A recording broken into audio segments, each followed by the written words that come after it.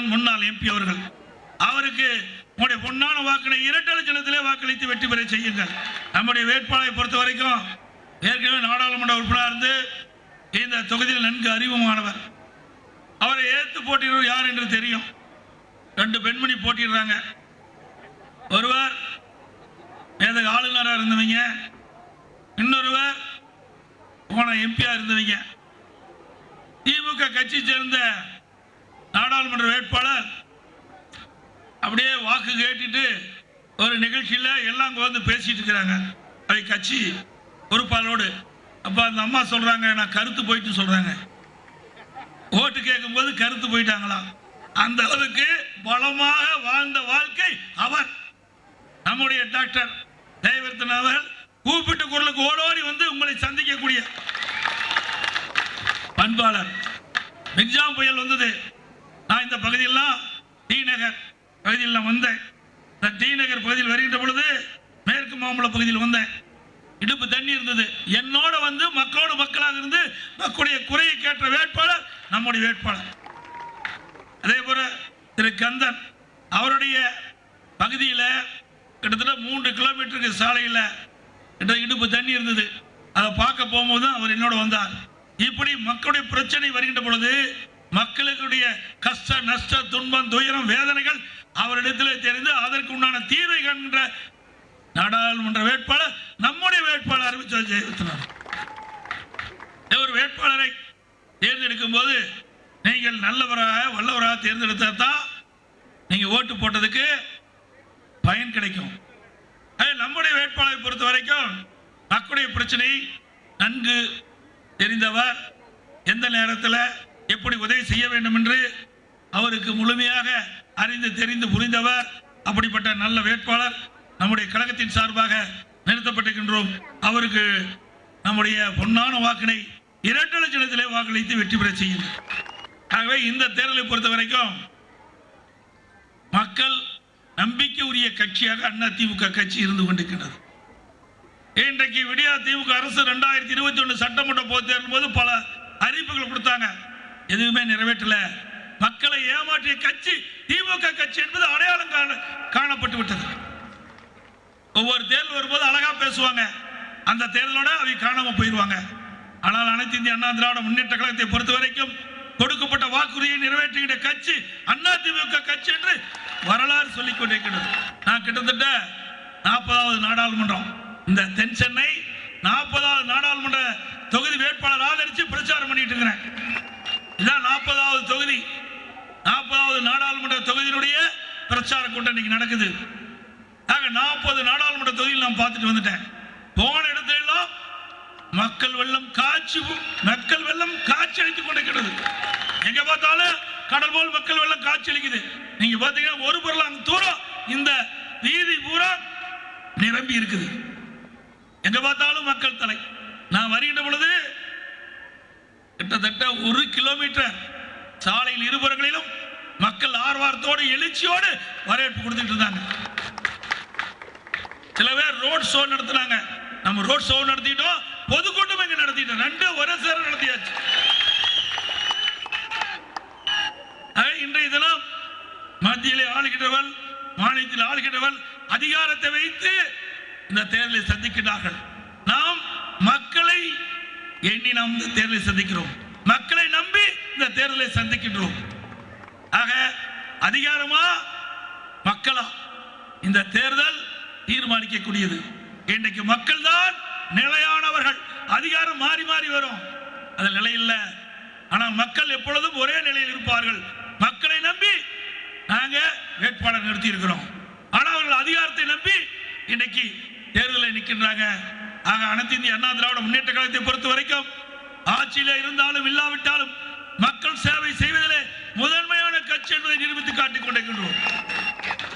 அண்மையில மிக்ஜாம் புயல் வந்தது, ஆட்சியில் இல்ல இருந்தாலும் நான் எதிர்கட்சி தலைவர் அறிவிச்சார் டி சத்யா, அறிவிச்சார் ரவி, கந்தன், அசோக் எல்லாம் தங்களுடைய பகுதிக்கு என்னை அழைச்சிட்டு போனாங்க.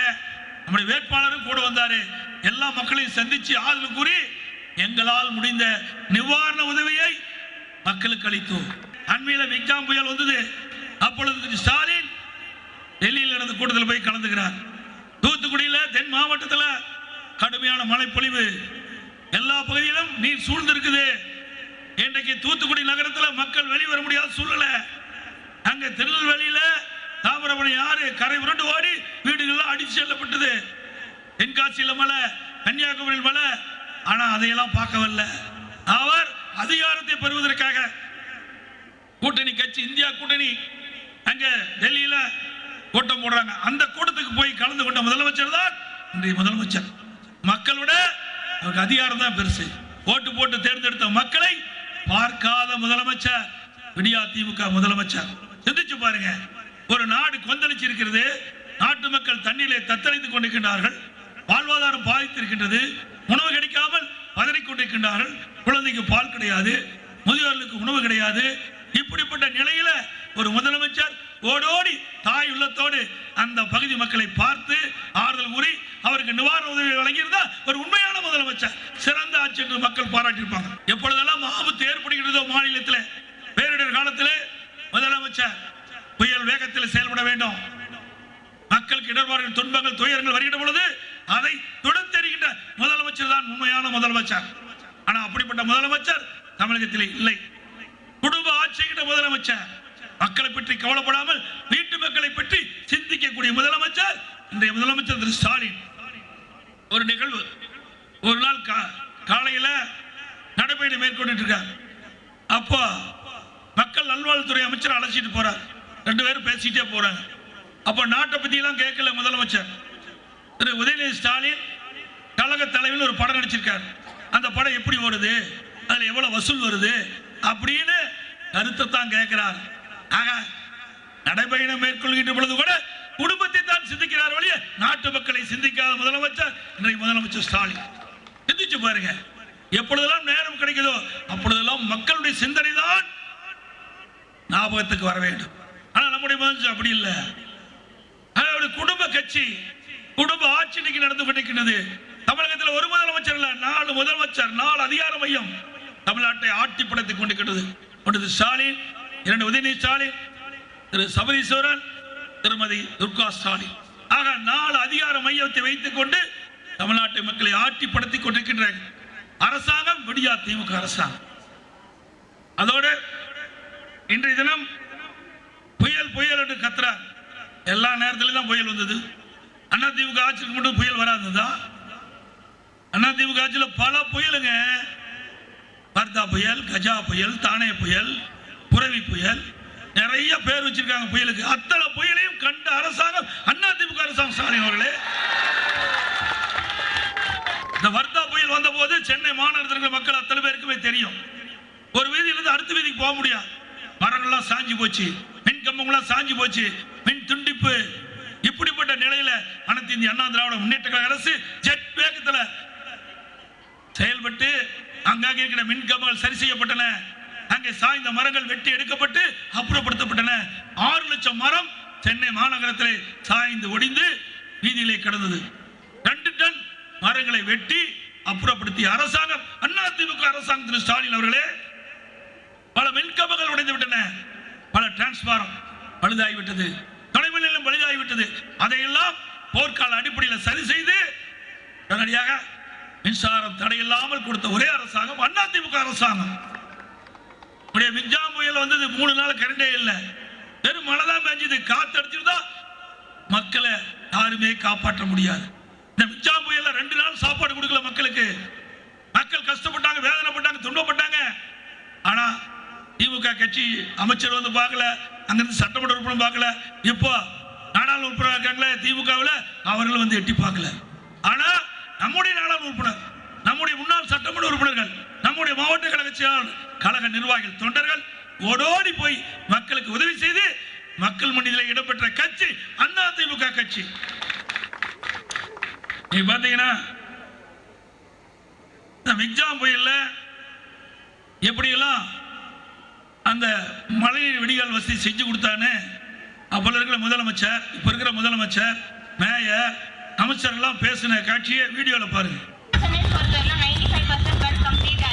ஆக இன்னும் 2% பணி தான் பாக்கி இருக்கு. 98% பணிகள் நிறைவடைந்து விட்டது.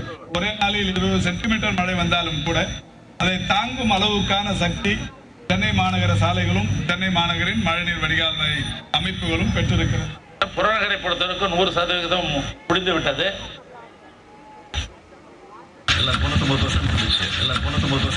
அவங்க சொல்ற 4000 கோடின்னு சொல்றாங்கல்ல, இதுலயே 5900 கோடி 5900 கோடினா இந்த 5900ல இந்த வேலை முடியல. இந்த வேலை நடந்துகிட்டு இருக்கு. ஆனா அதுல 68% ஒண்ணு முடிஞ்சிருக்கு, 35% முடிஞ்சிருக்கு. பணம் செலவாயிருக்கிறது 2000 கோடி தான் செலவாயிருக்கு. 5000த்துல இன்னும் மிச்சம் இருக்கு. மக்களுடைய கருத்துக்களை கேளுங்க. மழை வேஞ்ச பிறகு, மழை முடிஞ்ச பிறகு மக்களுடைய கருத்துக்கள் என்ன சொல்றாங்க?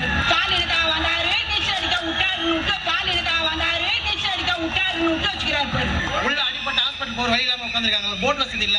தாய் துப்புரம் ஏதாச்சு மட்டமா ஆச்சு. இப்படி எல்லாம் தண்ணில மிதக்கணுமா? எல்லா ரோட்ல இந்த தண்ணி இங்க வருதுன்னா நாங்க எப்போதான் இது விடிவு காலமே இது? எல்லா மக்களுமே இருக்கிறவங்களும் இல்லாதவங்களும் எல்லாருமே கஷ்டப்படுறாங்க. இந்த பால் பாக்கெட்டுக்காக நாங்க இவ்வளவு தூரம் நடந்து வந்திருக்கோம். பாத்தீங்கன்னா ஊட வீட்டு வந்து இன்னொரு வீட்டுல வந்து நாங்க தங்கி இருக்கோம். இது வரைக்கும் வந்து என்ன ஏதுன்னு கூட ஒருத்தர் கூட வந்து பார்க்கல. அங்க ஒரே பாம்பு, தேளு, பாம்பு எல்லாமே இருக்கு. 3 நாளா இந்த காவா தண்ணியோட தான் நாங்க இருக்கிறோம். 3 நாளா பசி மட்டுமே கிடக்குறோம். நாங்க 3 நாளா இந்த குடிக்க தண்ணி இல்ல. அது மட்டும் இல்லாம எங்களுக்கு பால் இல்ல, சோறு இல்ல, கரண்ட் இல்ல. கரண்ட்டும் ஃபுல்லா கட் ஆயிட்டு, போன்ல இருந்து எதுவுமே இல்லாம நின்றுக்கிறோம். எங்களோட உரிமைக்கு நாங்களே போராட வேண்டியதாகுது. பாத்தீங்களா மக்கள்? ஏன்னா நம்ம பேசினா தப்புன்னு சொல்லுவார். ஆனா நேரடியாக மக்கள் எப்படி பாதிக்கப்பட்டிருக்கிறார் என்ற செய்தியை எல்இடி மூலம் உங்களுக்கு காட்டணும். இதான் சூப்பர் முதலமைச்சர். இதுதான் சூப்பர் முதலமைச்சரா செயல்படுறாராம். இப்போ மழை வர்றதுக்கு முன்பு ஒரு பேச்சு, மழை வந்து முடிஞ்ச பிறகு ஒரு பேச்சு. எப்படி எல்லாம் போய் பேசுறாங்க பாருங்க. 98% முடிஞ்சு போச்சுக்கிறாங்க, 100% முடிஞ்சு போயிடுச்சுனாங்க. இதை நம்பி மக்கள் மிக்ஜாம் புயல் வந்த போது, ஆஹா முதலமைச்சர் சொல்லிட்டாரு, மேயர் சொல்லிட்டாங்க, அமைச்சர் சொல்லிட்டாங்க, நமக்கு பிரச்சனை இல்லை, ஒரு சொட்டு தண்ணி கூட தேங்காதுன்னு அமைச்சரே சொல்லிட்டாரு அப்படின்னு மக்கள் ஏனாதானம் இருந்துட்டாங்க. அதனால பெய்த மழையில அவள் வீட்டில் வைத்திருந்த உடைமைகள்லாம் சேதமானதான் மிச்சம். ஆக இந்த ஆட்சியில மக்களுக்கு நன்மை செய்ய மாட்டாங்க. அத்தனையும் பொய் பேசுவதற்கு நோபல் பரிசு கொடுக்கணும்னா ஸ்டாலின் கொடுக்கலாம், மற்ற அமைச்சர்கள் டாக்டர் பட்டம் கொடுக்கலாம். எந்த அளவுக்கு பொய் பேசுறாங்க பாருங்க, மக்களை எப்படி எல்லாம் ஏமாற்றுறாங்க பாருங்க. அது மட்டும் இல்ல, இன்னொருத்தர் இருக்கார், அவர் செந்தில் பாலாஜின்னு ஒருத்தர். அவர் வந்து திரு முதலமைச்சர் திரு ஸ்டாலின் அவர் சொல்றாரு, திமுகவில் செயல் வீரராம், அவர் போய் சிறையில் அடிச்சுட்டாங்களாம். அவரை பத்தி இதே திரு ஸ்டாலின் அவர்கள் கரூரில் நடந்த பொதுக்கூட்டத்தில் எப்படி எல்லாம் பேசுறார் என்று எல்இடி பாருங்க. அவரை பத்தி சொல்ல வேண்டிய அவசியமே இல்லை. ஏற்கனவே 15 முறை அமைச்சரவை மாத்தினப்போ இவரை மட்டும் மாற்ற மாட்டாங்க. அந்த அளவுக்கு ஒரு முக்கியத்துவமான அமைச்சராக இருந்தார். ஜெயலலிதாவுக்கு நெருக்கமாக, அதைவிட சசிகலாவுக்கு நெருக்கமாக, அதைவிட இளவரசுக்கு மிக மிக நெருக்கமாக இருந்தவர் செந்தில் பாலாஜி. இன்னைக்கு பாத்தீங்கன்னா அவர் மட்டும் இல்ல, ஒட்டுமொத்தமாக பாலாஜியினுடைய தம்பி இந்த கரூர் மாவட்டத்தை தன்னுடைய கட்டுப்பாட்டில் வச்சிருக்கிறாரு. கட்டுப்பாடுனா கொள்ளையடிக்கிறதுல, ஊழல் செய்யறதுல, லஞ்சம் வாங்குறதுல அந்த கட்டுப்பாட்டில் வச்சிருக்கிறாரு. ஆள் கடத்தல், நில அபகரிப்பு புகார்கள் எல்லாம் இன்னைக்கு நீதிமன்றத்தில் இருக்கு. இப்படி ஒன்றா இரண்டா எடுத்து சொல்ல அப்படின்னு பாட்டு இருக்கு. பிறகு திரு செந்தில் பாலாஜி அவர்கள் சட்டமன்றத்தில் ஸ்டாலினை பத்தி எப்படி பேசுறான்னு பாருங்க. எல்இடியில பேசும் புல்லர் கூட்டம் போட்டியிட தம்பி எல்இடி தம்பி போதை புலம்பிட துவங்கிவிட்டார். இப்படி ஒரு குற்றச்சாட்டை இந்த அவையிலே உறுப்பினர் மு.க. ஸ்டாலின் தகுதி இருக்கிறதா என்று கேட்டால் லட்சத்தில் ஒரு பங்கு கூட தகுதி இல்லை. கருணாநிதிக்கும் கருணாநிதியுடைய பிள்ளைகளுக்கும் எப்போதுமே ஒரு குணம் உண்டு. அவங்க வகிச்சா அது பதவி, மற்றவங்கன்னா அது புழுதி. அவங்க தொட்டா அது பொண்ணு, மற்றவங்க தொட்டா அது பொண்ணு. அவங்களுக்கு வந்தா அது ரத்தம், மற்றவங்கன்னா அது தக்காளி சட்னி. தமிழை பிழைப்பு நடத்தும் சிலர் தங்களை தலைவர் என்று சொல்லிக் கொண்டு இருப்பவர்கள் குடும்பத்திற்கு பதவிகள் வேண்டும் என்றால் டெல்லிக்கு போவார்கள். டெல்லிக்கு போய் பெற்றதனால் அலைக்கற்றையை விற்று அதனால் 2 லட்சம் கோடியை கொள்ளையடித்து திகாருக்கு செல்வார்கள். அரசுக்கு வர வேண்டிய நிதியை கொள்ளையடித்ததால் திகாரில் இருப்பவர்களை கருணாநிதி சென்று பார்ப்பது அவர்களது வரலாறு. பாத்தீங்களா எப்படிலாம் தலைவரும் தொண்டரும் பேசிட்டாருன்னு. இங்க இருக்கிற வரைக்கும் ஊழல்வாதி, அங்க போனா உத்தமராகிறார். இப்படிலாம் மக்களை ஏமாற்றி இன்றைக்கு நாடகம் ஆடுகின்ற முதலமைச்சர் இன்றைய முதலமைச்சர் ஸ்டாலின். அது மட்டும் இல்ல, திரு செந்தில் பாலாஜி அவர்கள் நாம சொல்ல வேண்டியதே இல்லை, எல்லாமே உங்களுக்கு தெரியுது. இன்னைக்கு திரு செந்தில் பாலாஜி இன்னைக்கு அமைச்சராக இருக்கும் பொழுது கலால் துறைக்கு இருந்தார். அவர் ஒரு நாளைக்கு 6000 மதுக்கடை இருக்குது. தமிழ்நாட்டில் 6000 மதுக்கடை இருக்குது. இந்த 6000 மதுக்கடையில் ஒரு நாளைக்கு 1 கோடி பாட்டில் விற்குது. ஒரு பாட்டிலுக்கு 10 ரூபா வாங்கியிருக்கிறாங்க. அப்படின்னா ஒரு நாளைக்கு 10 கோடி, மாசத்துக்கு 300 கோடி, வருஷத்துக்கு 3600 கோடி இதில் மட்டும் சுருட்டி இருக்காங்க. இதை முறையா கப்பம் கட்டினது காலத்துல தான் செயல் வீரராக மாறிட்டார். ஏன் திமுக எத்தனை பேர் இருக்காங்கல்ல, அவர்கள் இப்படிப்பட்ட பதவி கொடுக்கல. ஏன்னா அவையில கப்பம் கட்டல. முறையா யார் கப்பம் கட்டுறாங்களோ அவருக்கு தான் உயர்ந்த பதவி. ஆக திராவிட முன்னேற்ற கழகம் என்றால் ஊழல், ஊழல் என்றால் திமுக, ஊழல் ஊட்டுக்கண்ணு திமுக. நம்ம இந்தியாவிலேயே ஊழலுக்காக கலைக்கப்பட்ட ஒரே அரசாங்கம் திமுக அரசாங்கம், வேற எந்த அரசாங்கம் இல்லை. இன்னைக்கு பல அமைச்சர்கள் இப்ப இருக்கிறாங்க. அமைச்சர் அப்ப முன்னாள் அமைச்சராக இருந்தாங்க. அம்மா போட்ட வழக்கு இன்னைக்கு நீதிமன்றத்தில் ஏறி இறங்கிட்டு இருக்காங்க. இன்னைக்கு வேண்டுமென்றே திராவிட முன்னேற்ற கழக தலைவர் திரு ஸ்டாலின் முதலமைச்சர் இருந்து கொண்டு அனைத்து இந்திய அண்ணா திராவிட முன்னேற்ற கழக நிர்வாகிகள், தொண்டர்கள், தகவல் தொழில்நுட்ப நிர்வாகிகள், முன்னாள் அமைச்சர் மீது பொய் வழக்கு போட்டு இருக்காங்க. திரு ஸ்டாலின் அவர்களே, ஆட்சி மாறினால் காட்சி மாறும் என்பதை நினைவு கொள்ளுங்கள். சக்கரம் சுத்திக்கிட்டே இருக்குது. கீழே இருக்க சக்கரம் மேல வந்தே தீரும்.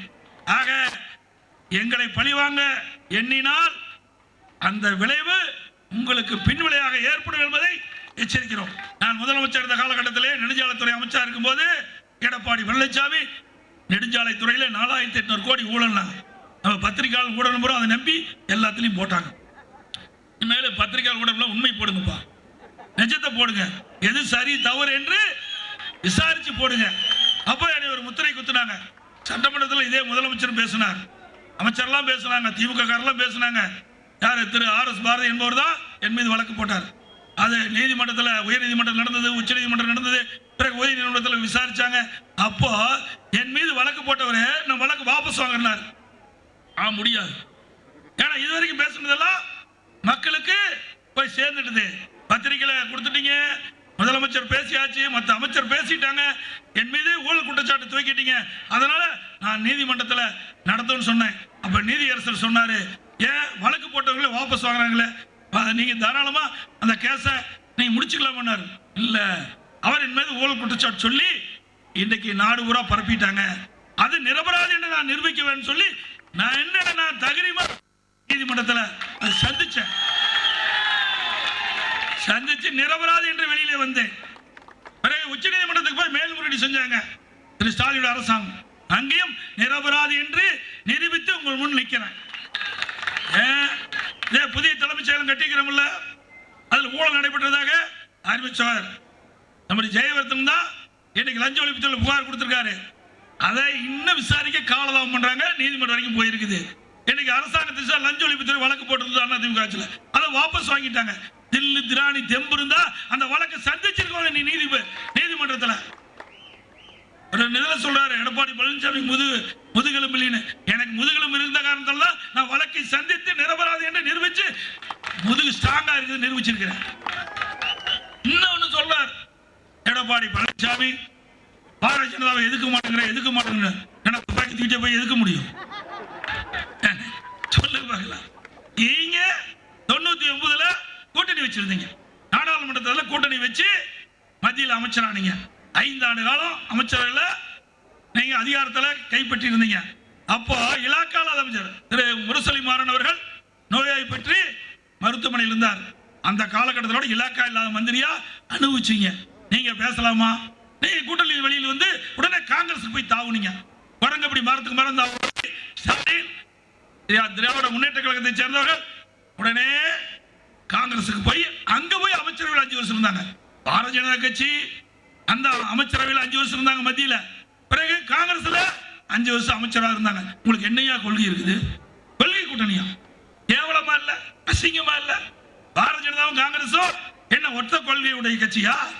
இங்கேயே நீங்க அமைச்சர்கள் இடம்பெற்றிருக்கிறீங்க, அங்கேயே அமைச்சர்கள் இடம்பெற்றிருக்கிறீங்க. அப்படிலாம் அதிமுக இல்ல. அதிமுக கூட்டணி வச்சா கடைசி வரைக்கும் கூட்டணி தர்மத்தின்படி நாங்கள் இருப்போம்.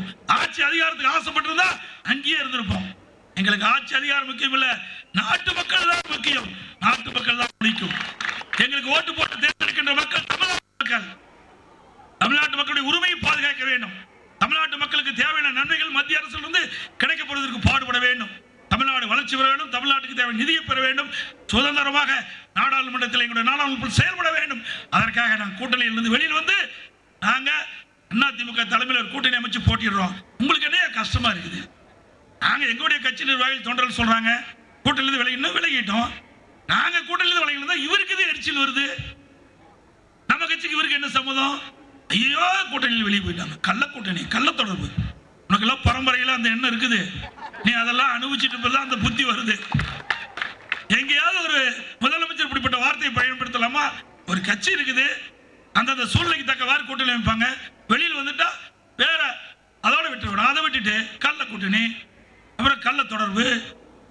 இவ்வளவு அசிங்கமா பேசுற ஒரே முதலமைச்சர் தமிழ்நாட்டில் திரு ஸ்டாலின். ஏன்னா அவருக்கு தான் திறமை இல்லையே. அதான் பொம்மை முதலமைச்சர. இந்த பொம்மைக்கு சாவி கொடுத்தா நம்ம குழந்தைக்கு பாருங்களா பொம்மை வாங்கிட்டு போவோம். சாவி கொடுத்துட்டா அந்த கை டக்கு டக்கு டக்குன்னு தட்டும். அந்த மாதிரி இந்த முதலமைச்சருக்கு சாவி கொடுத்துட்டா டக்கு டக்குன்னு கை தட்டிட்டு போற முதலமைச்சர் தான் இன்னைக்கு நாட்டு மக்கள் பார்த்துட்டு இருக்காங்க.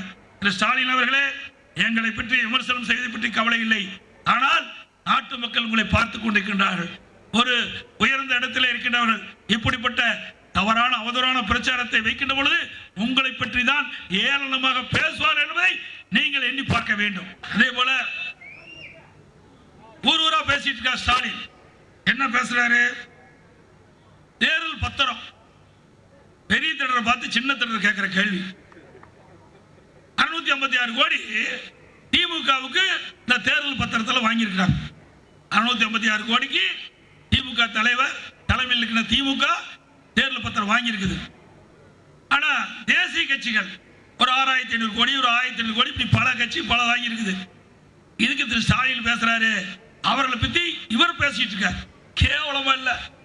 முத உங்களுடைய முகத்தை கண்ணாடியில் பாருங்க, அப்புறம் அடுத்த முகத்தை பத்தி பழிச்சு பேசினா பரவாயில்ல.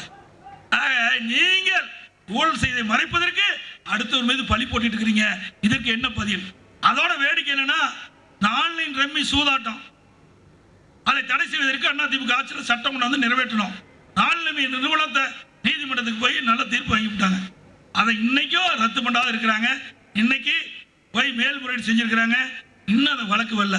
இப்போ அந்த நிறுவனத்தில் இருந்து ஆன்லைன் ரம்மி நிறுவனத்திடமிருந்து சூதாட்ட நிறுவனத்திலிருந்து 509 கோடி தேர்தல் பத்திரம் வாங்கியிருக்கு.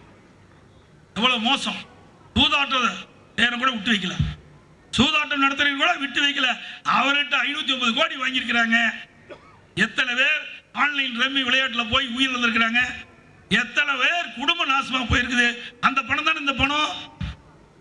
அவர்கள் கொடுத்த பணம் தாங்க இந்த 509 கோடி. ஆக சூதாட்ட பணத்தை வாங்கிய ஒரே கட்சி திமுக கட்சி தான். இன்னொன்னு, திரு ஸ்டாலின் எதிர்கட்சியா இருக்கும்போது ஒரு பேச்சு பேசுவார், ஆளுங்கட்சியா இருக்கும்போது பேசுவார். எடப்பாடி பழனிசாமி பாரதிய ஜனதா கட்சி பார்த்து பயப்படுறாங்க. நாங்க ஒன்றும் பயப்படல திரு ஸ்டாலின் அவர்களே, நீங்க தான் பயந்து நடுங்கி கோலையா இருக்கிறீங்க. இவர் எதிர்கட்சியா இருக்கும்போது பிரதமர் சென்னைக்கு வந்தபோது go back Modi, go back மோடின்னு கருப்பு விட்டீங்க, கருப்பு கொடி காட்டினீங்க. இப்ப முதலமைச்சர் ஆன பிறகு வெல்கம் மோடி, வெல்கம் மோடின்னு வரவேற்கிறீங்க. இங்க வெளியில வீரவசனம், அங்க பிரைம் மினிஸ்டர் பார்த்தா சரணகதி. இப்படிப்பட்ட முதலமைச்சர் தமிழ்நாடு முழுவதும் ஸ்டாலின் தான். நாங்க அப்படி இல்லப்பா, எப்ப எதுக்கணுமோ அப்ப எதுக்குறோம், எப்ப ஆதரிக்கணுமோ அப்ப ஆதரிப்போம். கூட்டணியில் இடம்பெற்றிருந்தோம். காவிரி நதிநீர் பிரச்சனை வந்தது, உச்ச நீதிமன்றம் காவிரி நதிநீர் பிரச்சனைக்கு தீர்வு கண்டது, தீர்ப்பு கொடுத்தது. அந்த தீர்ப்பை அமல்படுத்துவது பாரதிய ஜனதா அரசாங்கம் காலதாமம் செஞ்சது. நம்முடைய நாடாளுமன்றம் 2014 2019 வரைக்கும் இருந்தாங்க. 2019 அதிமுக நாடாளுமன்றம் 37 பேர் 22 நாட்கள் நாடாளுமன்றத்தை ஒத்தி வச்சாங்க. 22 நாட்கள் குரல் கொடுத்து அழுத்தம் கொடுத்து நாடாளுமன்றமே ஒத்தி வச்சாங்க. இந்தியாவில் இருக்கிற அத்தனை பேரும் பார்த்தாங்க. அப்படிப்பட்ட அழுத்தம் கொடுத்த அரசாங்கம், அழுத்தம் கொடுத்த கட்சி அதிமுக கட்சி. திரு ஸ்டாலின் அவர்களே, எதை எதுக்கு வேணுமோ அப்ப எதுப்போம். மக்களுடைய பிரச்சனை மக்களுக்கு தீங்கிழைக்கின்ற பொழுது, மக்கள் பாதிப்படுகின்ற பொழுது அதற்காக குரல் கொடுக்கின்ற ஒரே கட்சி அதிமுக கட்சி என்பதை நிரூபிச்சிருக்கிறோம். உங்களால் ஒரு நாள் நாடாளுமன்றத்தை ஒத்திவைக்க முடிஞ்சுதா தமிழ்நாட்டு பிரச்சனையை பற்றி?